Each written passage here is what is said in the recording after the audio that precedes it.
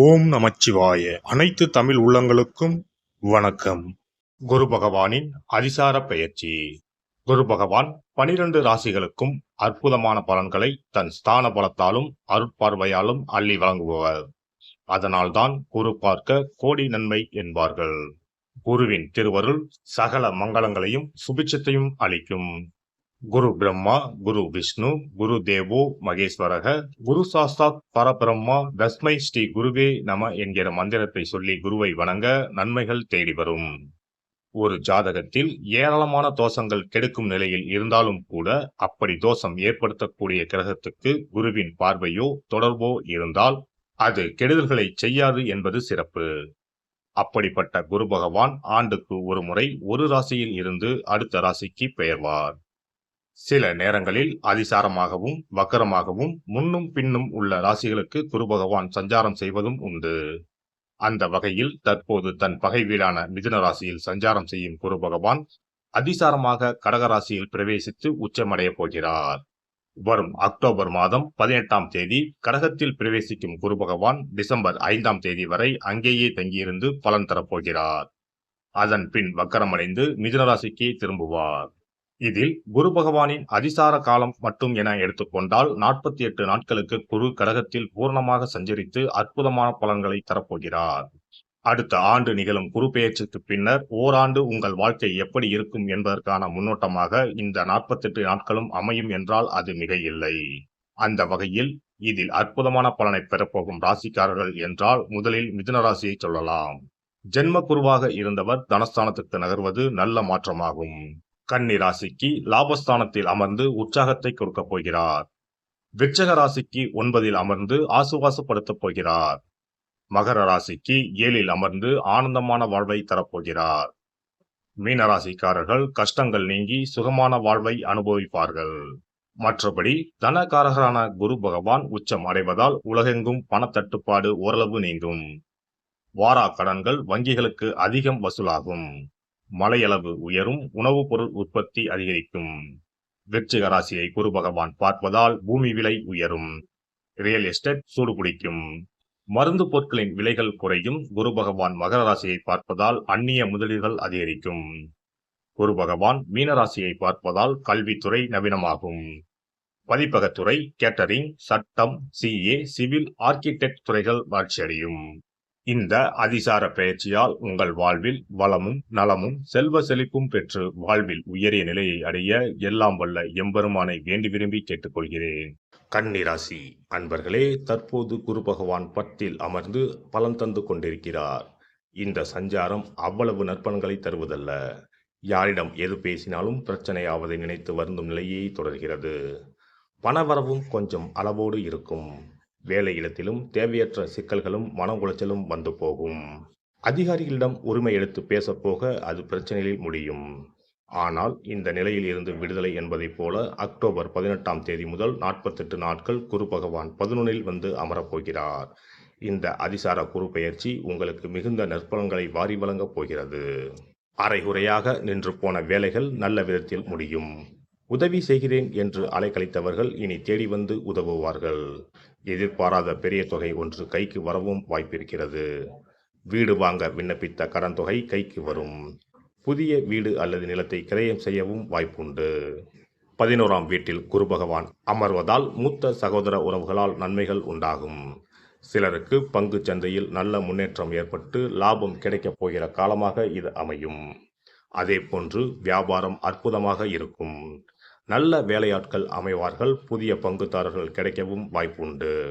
புதிய ஒப்பந்தங்கள் கையெழுத்தாகும். உத்தியோகத்தில் இதுவரை இருந்து வந்த போராட்டகரமான நிலை மாறும். எதிர்பார்த்த அங்கீகாரம் கிடைக்கும். தொல்லை தந்த அதிகாரி இடமாறி போவார். புதிய பொறுப்புகளும் சம்பள உயர்வும் கிடைக்கும். புதிய வேலை கிடைக்கவும் வாய்ப்புண்டு.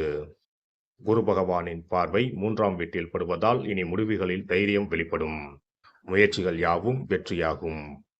இளைய சகோதரர்களின் உதவி கிடைக்கும். 5ஆம் வீட்டில் குரு பகவானின் பார்வை படுவதால் நீண்ட காலமாக குழந்தை பாக்கியம் இல்லாமல் இருந்த தம்பதியர்களுக்கு குழந்தை பாக்கியம் கிடைக்கும். குரு பகவான் 7ஆம் வீட்டை பார்ப்பதால் திருமண வயதில் உள்ள இளைஞர்களுக்கு திடீர் திருமண யோகம் கூடி வரும். திருமண வாழ்வில் கணவன் மனைவிக்கு இடையே அந்யோன்யம் அதிகரிக்கும், குடும்பத்தில் அமைதியும் சந்தோஷமும் நிலவும். நட்சத்திர சஞ்சார அடிப்படையில் அஸ்தம் மற்றும் சித்திரை நட்சத்திரக்காரர்கள் இந்த அதிசார குரு பெயர்ச்சியால் மிகுந்த பயனை பெறுவார்கள். உத்திர நட்சத்திரக்காரர்களுக்கு ஓரளவு நல்ல பலன்கள் கிடைக்கும். மொத்தத்தில் இந்த அதிசார குரு பெயர்ச்சி கன்னி ராசிக்காரர்களுக்கு பெரிய ஆசுவாசத்தையும் சந்தோஷத்தையும் தருவதாக அமையும். அருகில் இருக்கும் ராகவேந்திர சுவாமி விருந்தாவனத்திற்கு சென்று ஒருமுறை வழிபட்டு வாருங்கள். வியாழக்கிழமைகளில் குரு பகவானுக்கு வீட்டிலேயே நெய் தீபம் ஏற்றி வழிபடுங்கள். மாற்றுத்திறனாளிகளுக்கு உதவுங்கள். குரு பகவானின் அருள் பரிபூர்ணமாக கிடைக்கும். சிறப்பு தொகுப்பு: தோஷங்களை நீக்கும் கற்பூர பரிகாரம். வாஸ்து சாஸ்திரங்களின்படி வாழ்க்கையில் மகிழ்ச்சியையும் செழிப்பையும் கொண்டு வர பல வழிகள் உள்ளன. வருமானம் பெருக, வீட்டில் உள்ள கண் திருஷ்டி நீங்க, வேலை கிடைக்க, பல சுப பலன்கள் கிடைக்க, சிறு விஷயம் செய்தால் எல்லாம் நல்லபடியாக நடக்கும். வாஸ்துப்படி கற்பூரம் மற்றும் கிராம்பு எரிப்பது பல பிரச்சனைகளை சமாளிக்கும். இரவில் கிராம்பு வைத்து கற்பூரம் கொளுத்துங்கள். ஆசைகளை நிறைவேற்றும் சக்தி கற்பூரத்திற்கு உண்டு. உங்கள் விருப்பம் நன்றாக இருந்தால் அது நிச்சயம் நிறைவேறும். பண பிரச்சனைகளில் இருந்து விடுபட சனிக்கிழமை இரவு படுக்கைக்கு செல்வதற்கு முன் கிராம்பு மற்றும் கற்பூரத்தை வெள்ளிக் கிண்ணத்தில் எரிக்கவும். இப்படி செய்தால் பண பற்றாக்குறையை போக்கலாம். வீட்டில் உள்ள எதிர்மறை சக்தியை விரட்ட கற்பூரம், கிராம்பு மற்றும் ஏலக்காய் நன்றாக வேலை செய்யும். இவை தீய சக்திகளை வீட்டில் இருந்து விலக்கி வைக்கும். கற்பூரம், 5 ஏலக்காய், 5 கிராம்பு ஆகியவற்றை ஒரு பாத்திரத்தில் எடுத்து எரிக்கவும். முதலில் பூஜை அறையில் வைத்து எரித்துவிட்டு அந்த புகையை வீட்டின் மூலை முடுக்கெல்லாம் பரவவிட வேண்டும். இவ்வாறு செய்வதன் மூலம் வீட்டில் அமைதி உண்டாகும், கண் திருஷ்டி நீங்கும், எதிர்மறை ஆற்றல்கள் அகற்றப்படும். வீட்டில் இருப்பவர் மீது தீய பார்வை இருந்தால் அது நீங்கும். இவற்றை எரிப்பதன் மூலம் வீட்டில் உள்ள எந்த நோய்வாய்ப்பட்ட நபரின் உடலில் இருந்தும் அந்த பிரச்சனைகள் நீங்கும், ஆரோக்கியம் மேம்படும். சனிக்கிழமை அன்று மாலை வீட்டில் கிராம்பு மற்றும் கற்பூரத்தை எரிப்பது குடும்ப உறுப்பினர்களுக்கு மகிழ்ச்சியையும் அன்பையும் தரும். எல்லோரும் மகிழ்ச்சியாக இருப்பார்கள், எதிரிகளிடமிருந்து விடுபடுவார்கள். மேலும் கிராம்பு மற்றும் கற்பூரத்தை எரித்து வர வீட்டில் உள்ள பிணக்குகள் நீங்கும். சில சமயங்களில் நீங்கள் எவ்வளவு முயற்சி செய்தாலும் உங்கள் தொழிலில் வெற்றி பெற முடியாது. இது போன்ற சமயங்களில் கற்பூரத்துடன் இந்த தீர்வை முயற்சிக்கவும். இந்த அணுகுமுறை நீங்கள் விரும்பிய வெற்றியை தரும். வேலை நேர்காணலுக்கு செல்லும் போது கற்பூரம் மற்றும் கிராம்பு எரிப்பது நல்லது. மேலும் 2 கிராம்புகளை வாயில் போட்டுவிட்டு வெளியே செல்லவும். நேர்காணலுக்கு செல்வதற்கு முன் அவற்றை அசைக்கவும். இப்படி செய்தால் வேலை கிடைக்கும், தொழிலில் முன்னேற்றம் ஏற்படும். கடுகு எண்ணெயில் 2 கிராம்புகளை போட்டு காலையில் கடவுளுக்கு அருகில் தீபம் ஏற்றவும். அதன் பிறகு நேர்காணலில் கலந்து கொள்ளுங்கள். இவ்வாறு செய்வதன் மூலம் தொழிலில் உள்ள தடைகள் அனைத்தும் நீங்கும், நல்ல வேலை கிடைக்கும். திருமண உறவில் சிக்கல் இருந்தால் வெள்ளி அல்லது வேறு ஏதேனும் பாத்திரத்தில் கற்பூரத்தை எரிக்கவும். அறையின் மூலையில் 2 கற்பூரங்களை வைக்க வேண்டும். இவ்வாறு செய்வதன் மூலம் தம்பதிகளிடையே ஒற்றுமை அதிகரிக்கும்.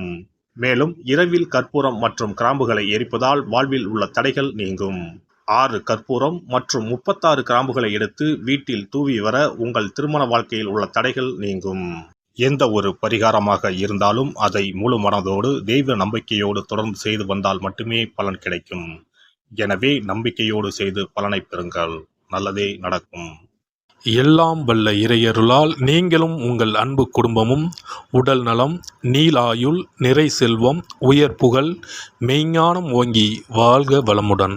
இந்த வீடியோ பதிவு உங்களுக்கு பிடித்திருந்தால் லைக் பண்ணுங்க, கமெண்ட் பண்ணுங்க, ஷேர் பண்ணுங்க, மறக்காம சப்ஸ்கிரைப் பண்ணுங்க, பக்கத்துல இருக்கிற பெல் பட்டனை கிளிக் பண்ணுங்க. நன்றி, வணக்கம். ஓம் நமச்சிவாய, சிவாய நம.